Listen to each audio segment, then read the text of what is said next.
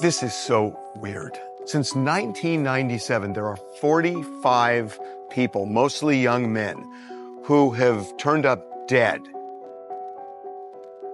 They are hundreds of young men from all across the country, their deaths labeled as accidental drownings.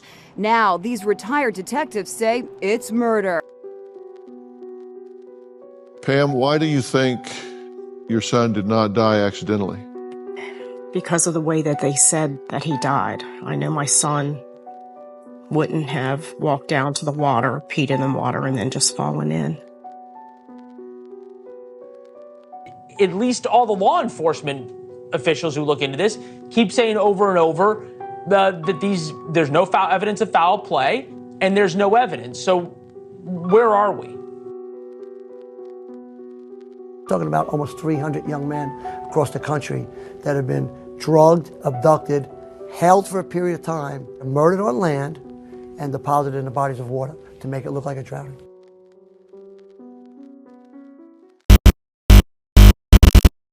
What's up guys, Captain Crime is back. Today we are diving into one of the most chilling and controversial theories in recent true crime history. It's the case of the Smiley Face Killers, a theory that has haunted investigators, the media and even families of the victims for over 2 decades. It all starts with a series of drownings. But what makes this case so suspicious is the idea that there's something far darker at play. Could these drownings actually be connected to a serial killer or a group of killers? A bizarre smiley graffiti sprayed next to the places where the deaths occurred makes many people think so. Well, let's dig into the details and see what we can uncover.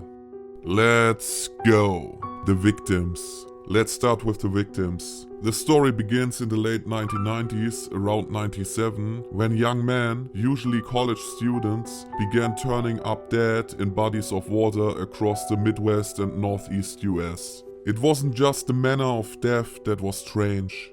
These men, mostly between the ages of 18 and 30, were all found drowned, often after a night of partying. But there was something eerily consistent in the circumstances surrounding each case. Many of the victims had been out drinking with friends, maybe walking home or heading to their cars, when they suddenly disappeared. Some were found in rivers or lakes, often in areas they were familiar with. On the surface, it seemed like just another tragic drowning. Maybe even an accident, or in some cases probably an overdose gone wrong. But there was something more unsettling about these deaths.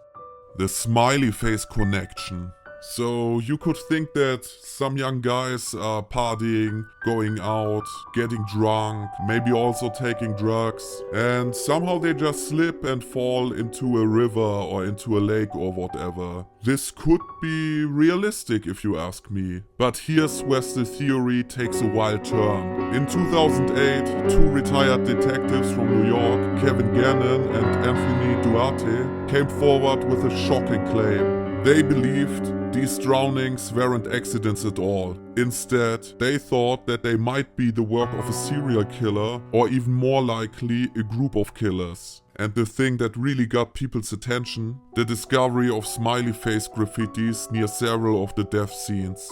Exactly, smiley faces. Painted or sprayed near the locations where the victims had been found. To some, this was just a creepy coincidence. If you ask me, it's still pretty weird to find a painted smiley at each of the locations where someone drowned, even if a smiley is the probably most common graffiti to be sprayed.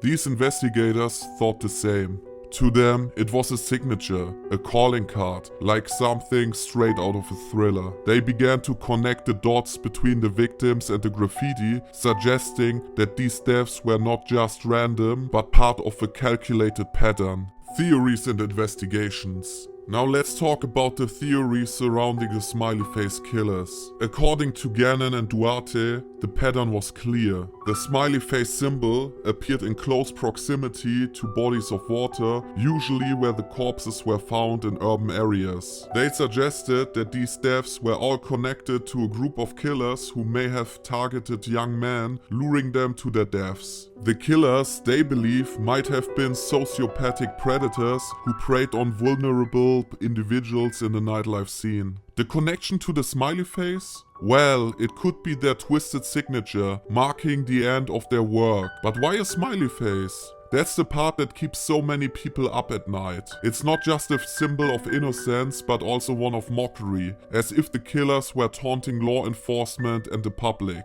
And there are also many other factors which make me doubt that these cases are just tragic coincidences. For example, in many of the dead bodies, GHB was found. This is some drug which is rather used to spike drinks and knock out rape victims than to use it to make party with. And GHB was found in at least 30 of the dead bodies. Many of them had also injuries like strangling marks. Also, many of the dead bodies were in a way too good condition to have been in water for several days. So the theory is they had been drugged, kidnapped, killed, and later being dumped in the water. According to different sources, we are talking between 45 and 300 cases like that all over the USA. And Gannon and Duarte weren't alone in their theory. Over the years, other investigators have supported the idea, pointing out the eerie similarities between cases, how the victims all seemed to slip away and were found submerged in places they knew well. But despite all the talk, there's still no concrete evidence linking these drownings to a serial killer or a group of killers. Doubts and skepticism.